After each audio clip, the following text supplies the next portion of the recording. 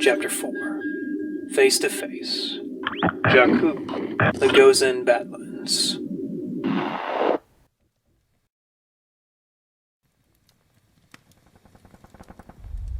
Lor San Tekka was not a Jedi, at least not in the traditional sense. He was not blessed with their gifts, rather he was born with a need to understand them, to understand the Force itself. Perhaps it was part of him still wanting to become them any way he could. I am one with the Force, and the Force is with me. He reached into his robes, feeling the cold steel finish of the lightsaber in his hands. He felt pride and resentment. Why was he alive, and not so many others? I shall know no fear. The Force shall guide me. He drew his weapon from his sleeve, remembering the day the Council had gifted it to him. There is no death. There is only the Force. A cobalt fire sprouted from the emitter like the extension of his spirit. His tortured, guilty spirit. I am one with the Force, and the Force shall keep me. He thought back to the day he had met Luke Skywalker, when he had given him purpose. He had met many pretenders like him before who had power, carried the symbol of the Jedi, but did not understand what it meant to truly be one. But Luke had been different.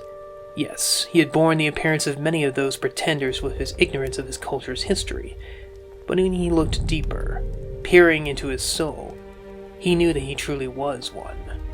He may have lacked knowledge, but not understanding. He knew in his heart what it meant to be a Jedi, and had an eagerness to be more than what he was. He closed his eyes again, memories coming and going, of old and new Jedi coming together, the tribulations tearing them apart but bringing them back together, facing enemies of the past and present, triumphing over odds despite the losses, of an age of justice he had helped build. He would never be a Jedi, but they had treated him as one, given him a seat, reverence and respect, and to that end he had served them with knowledge, the one thing he had in great earnest. And yet, out of all those who had died, he lived, the one among them who was not gifted with their power. The cruel irony was bitter to him. Halt! He heard the enemy ahead, and his heart grew hard. Don't move, or we will kill you. Please. Please don't take my children. Please. Stop resisting, or we'll... He charged, and his blade struck home through the side of the chest, just below the armpit. What the... He turned to see his enemy gawking at him in utter and complete shock. Lor San made good use of his deception and charged. They raised their blasters, but he was upon them. With a slice, he separated head from body. Sweet mother of God. With a hack, the blue arc cleaved through upraised arms, and with a final jab, buried his blade deep into the heart of the last stormtrooper. He fell with the body, staring face to face with it for an eon until he finally rose. Every part of him should have been aching, screaming in protest, telling him to stop. Yet, he had never felt so alive. Mr. Tekka, there are too many of them. What are we going to do? Flee, my children, flee! He then turned and ran into the fire.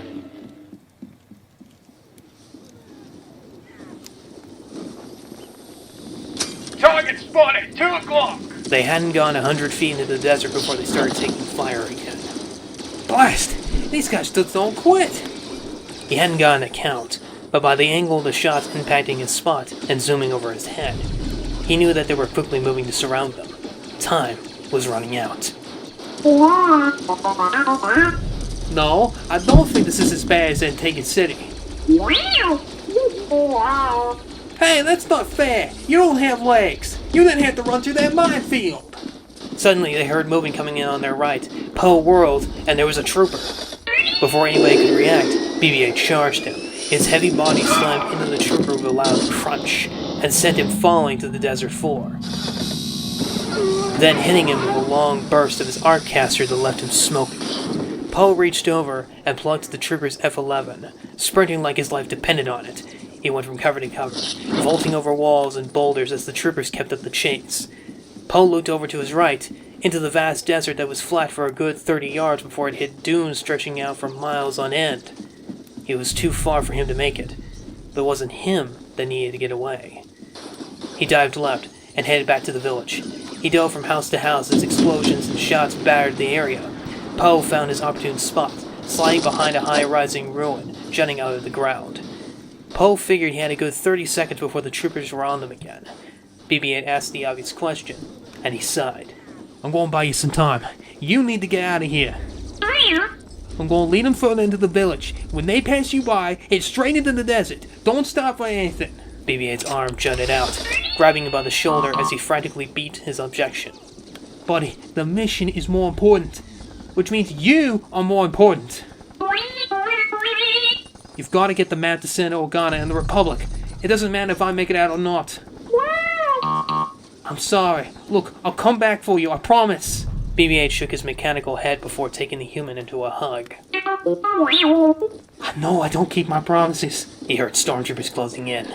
Go when they pass you by. He then opened fire on the troopers and took off forward into the center of the village. He's getting away! Get him! Squad, stay on him! As the squad took off in pursuit, BB-8 made a beeline for the dunes.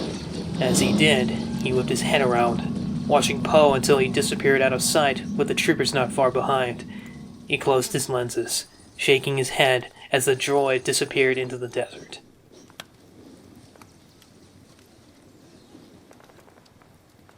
On me. Zeros, take point. Copy.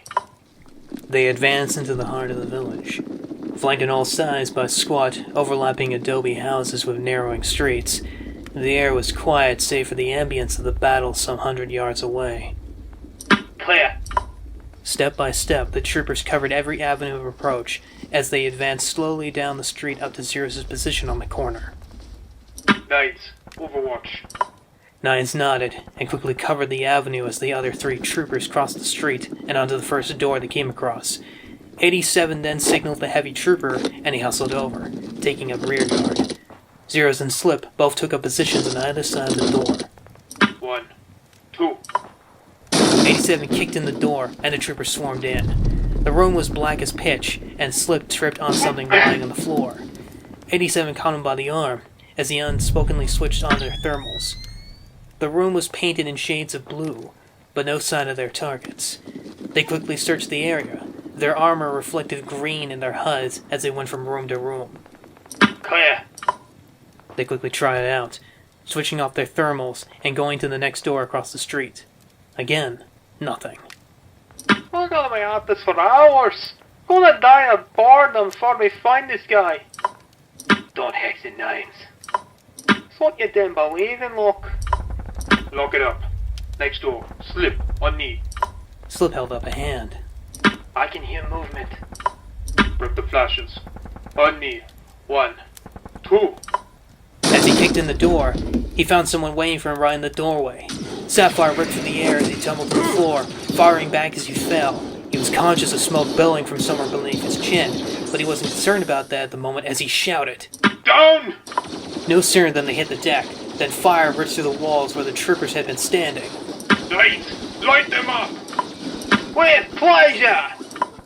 The Mega opened up like a primordial animal, ripping chunk-sized holes through the building in seconds. The other troopers in turn added their own fire, Zeros tossing in grenades. A moment later, they were showered in flying debris as the roof caved in. Clear out! Clear out! You okay? Do I look okay?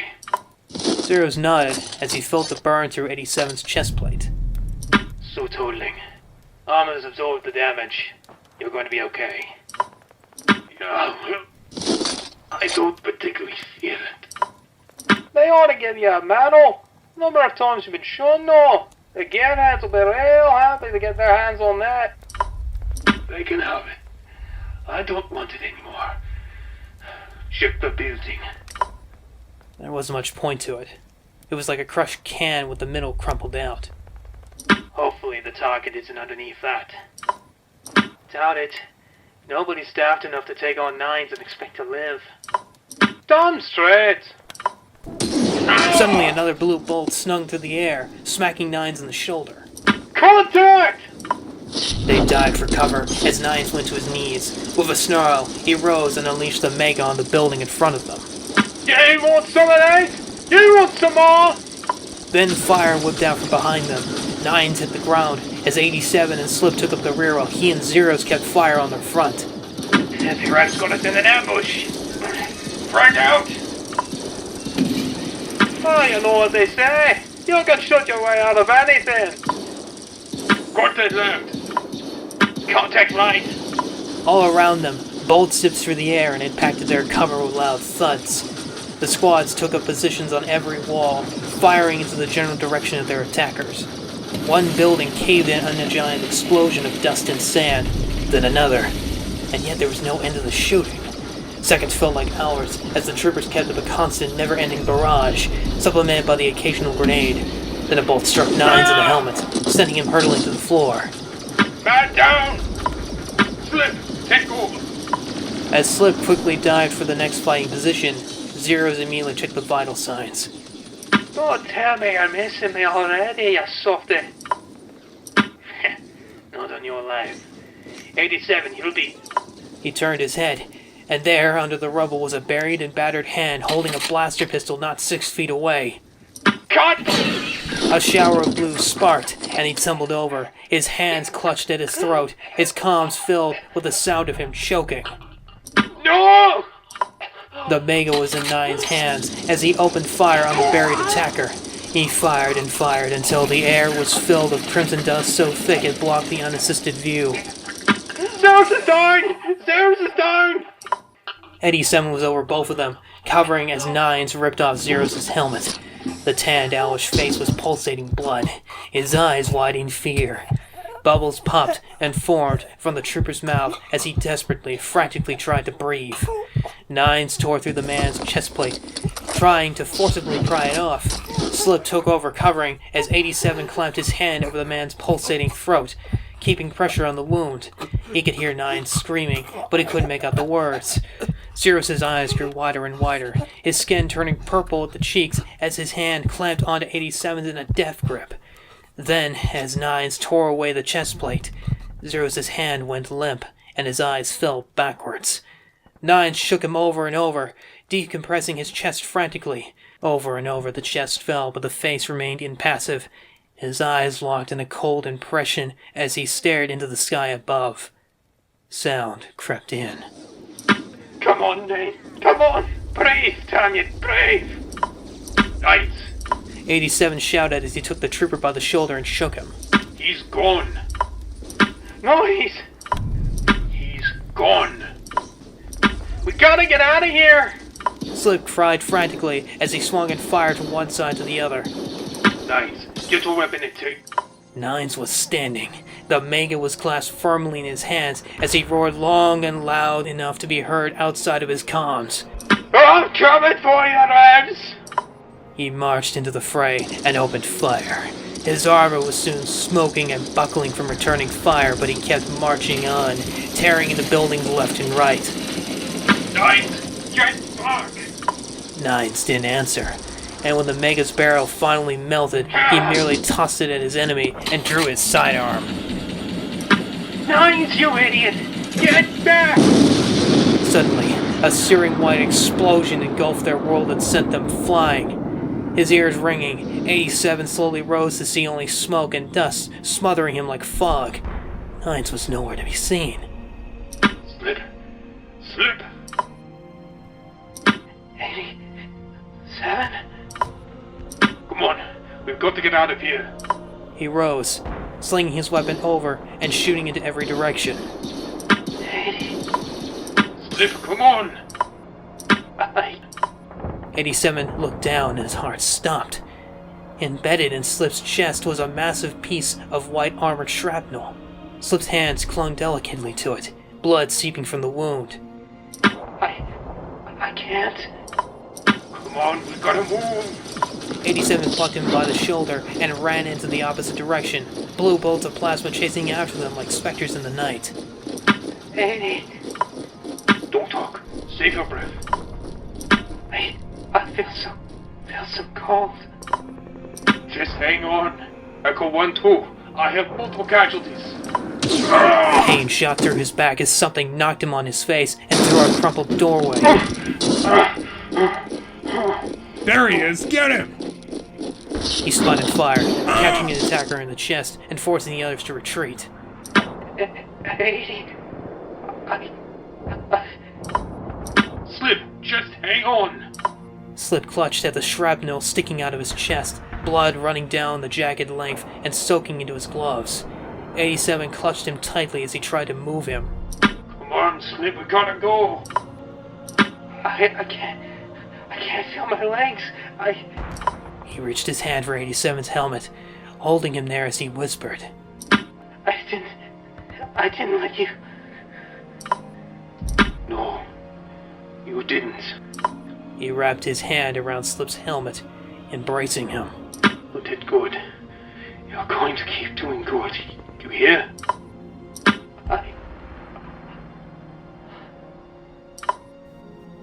Then his hand fell from 87's helmet, leaving behind a bloody handprint.